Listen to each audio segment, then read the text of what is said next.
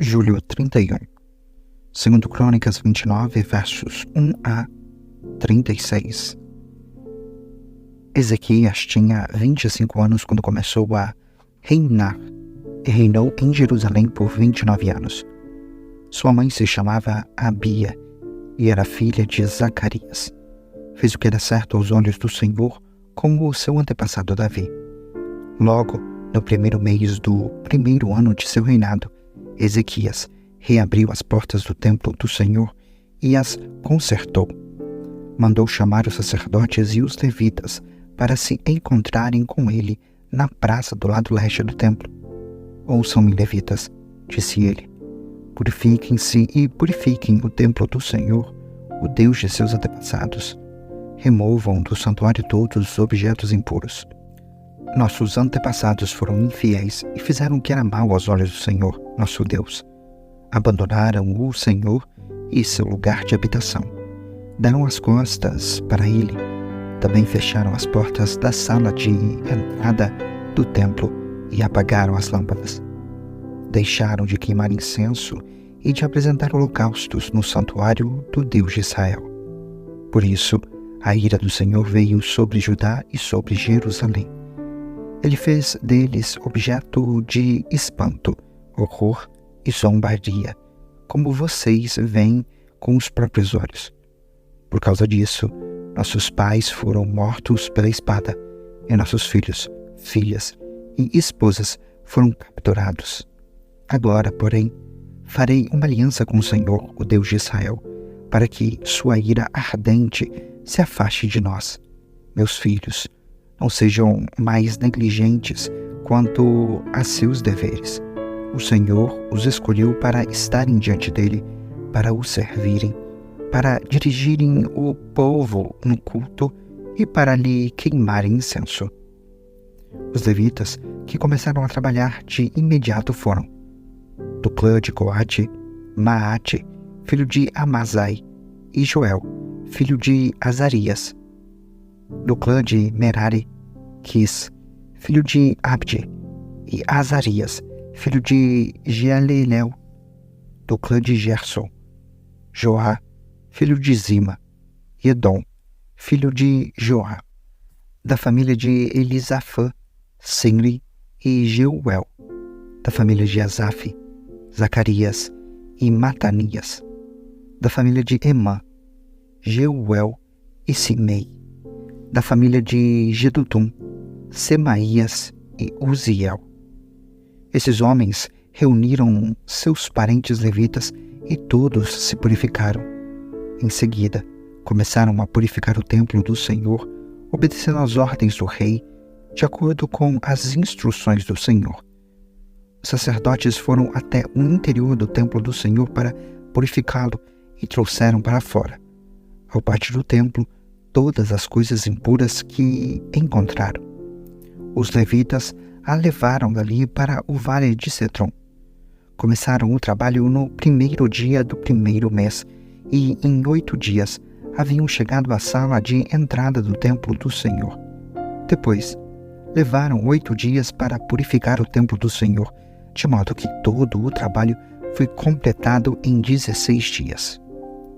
Então, os levitas foram ao rei Ezequias e lhe relataram: Purificamos todo o templo do Senhor, o altar de holocaustos com todos os seus utensílios e a mesa dos pães da presença com todos os seus utensílios. Recuperamos todos os objetos que o rei Acaz jogou fora quando foi infiel e fechou o templo. Agora estão diante do altar do Senhor, purificados e prontos para o uso. Logo cedo, na manhã seguinte, o rei Ezequias reuniu os líderes da cidade e subiu ao templo do Senhor. Trouxeram 7 novilhos, 7 carneiros e 7 cordeiros como holocaustos e 7 bodes como oferta pelo pecado em favor do reino, do templo e de Judá. O rei ordenou que os sacerdotes descendentes de Arão sacrificassem os animais no altar do Senhor. Os descendentes abateram os novilhos, pegaram o sangue e o aspergiram no altar. Em seguida, Abateram os carneiros e aspergiram o sangue sobre o altar. Por fim, fizeram o mesmo com os cordeiros. Os bodes para a oferta pelo pecado foram levados para diante do rei e da comunidade, que impuseram as mãos sobre eles. Depois disso, os sacerdotes abateram os bodes como oferta pelo pecado e aspergiram o sangue sobre o altar para fazer expiação pelos pecados de todo Israel. O rei havia ordenado que o holocausto e a oferta pelo pecado fossem apresentados em favor de todo Israel. O rei Ezequias colocou os levitas no templo do Senhor com símbolos, harpas e liras. Ele obedeceu a todas as instruções que o Senhor tinha dado ao rei Davi por meio de Gade, o vidente do rei, e por meio do profeta Natã. Os levitas tomaram seus lugares com os instrumentos musicais de Davi, e os sacerdotes tomaram seus lugares com as trombetas. Ezequias ordenou que o holocausto fosse oferecido sobre o altar. Enquanto o sacrifício era oferecido, tiveram início os cânticos de louvor ao Senhor, acompanhados das trombetas e dos outros instrumentos musicais de Davi, rei de Israel.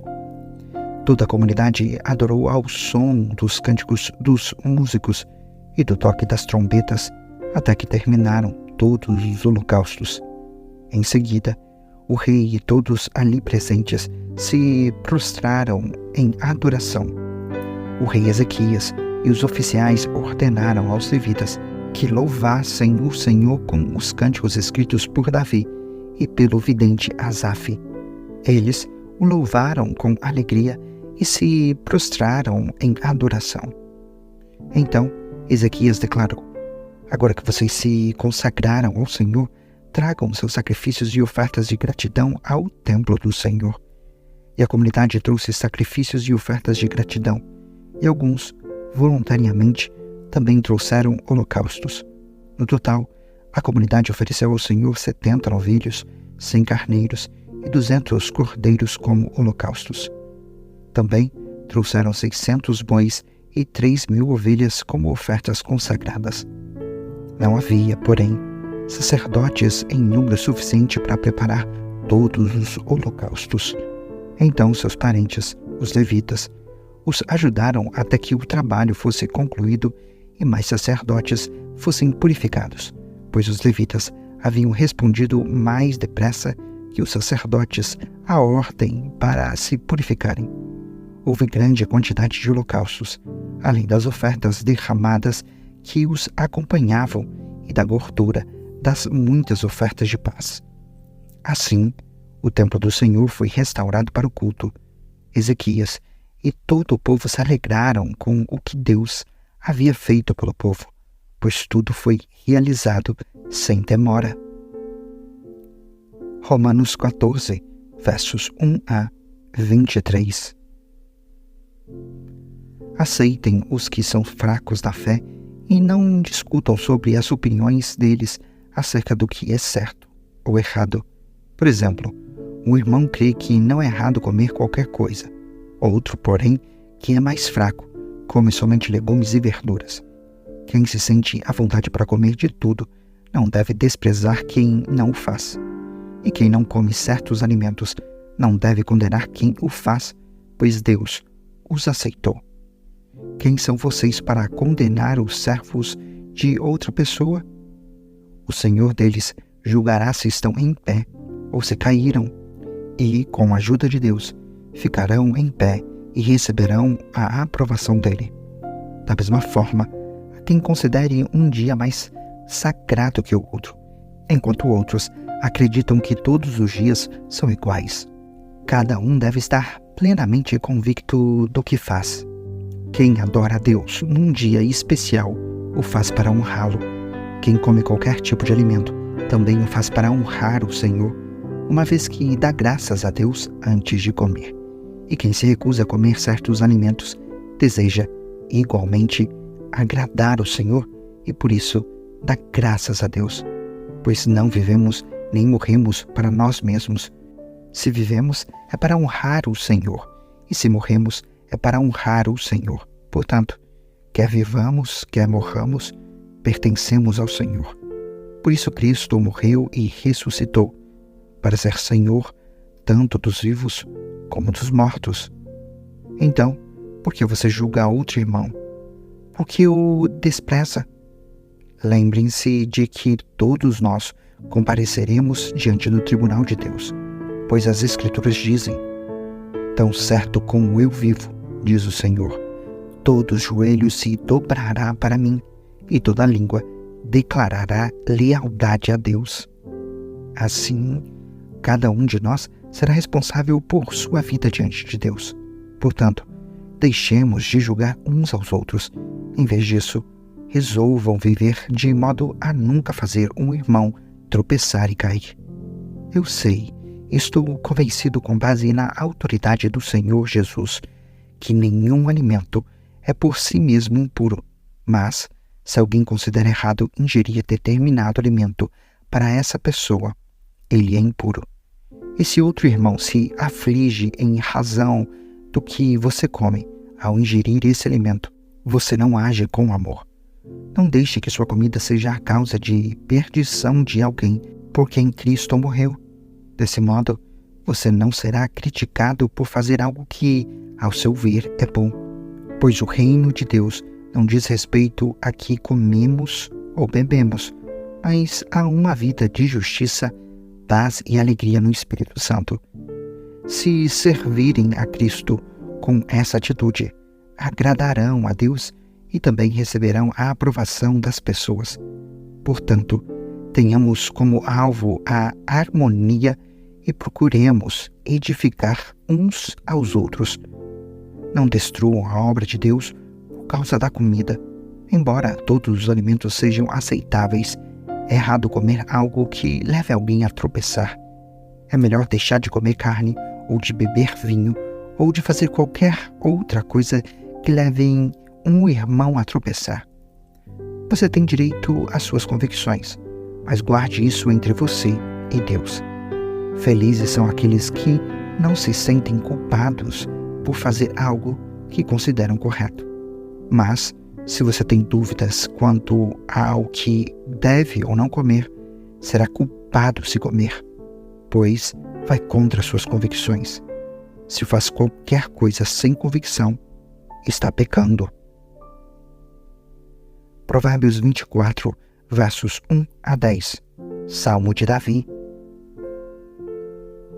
A terra e tudo o que nela há são do Senhor, o mundo e todos os seus habitantes lhe pertencem. Pois sobre os mares ele edificou os alicerces da terra, e sobre as profundezas do oceano a estabeleceu. Quem pode subir o monte do Senhor? Quem pode permanecer em seu santo lugar? Somente os que têm as mãos puras e o coração limpo, que não se entregam aos ídolos e não juram em falso. Eles receberão a bênção do Senhor e a justiça do Deus de sua salvação. São esses os que te buscam e adoram em tua presença, ó Deus de Jacó. Abram-se portões da cidade, abram-se antigos portais, para que entre o Rei da Glória. Quem é o Rei da Glória? O Senhor, forte e poderoso, o Senhor, invencível nas batalhas. Abram-se portões da cidade, abram-se antigos portais, para que entre o Rei da Glória. Quem é o Rei da Glória? O Senhor dos Exércitos, ele é o Rei da Glória. Provérbios 20, verso 12. Ouvidos para ouvir e olhos para ver, ambos são dádivas do Senhor.